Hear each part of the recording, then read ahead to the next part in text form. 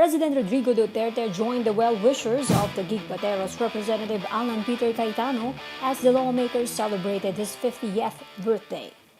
Alan Peter Cayetano, today is a very special day, and I'd like to share the glorious moment of another milestone in your life. You have achieved so much. Cayetano posted this video on his Facebook page. Even if Duterte appeared to rub salt on the former speaker's wounds. You need not really feel bad about everything that transpired during the last few days. You did your best, and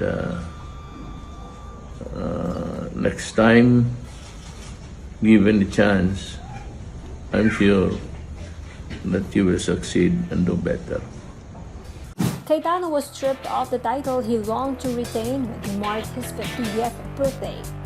According to the lawmaker, he has no regrets.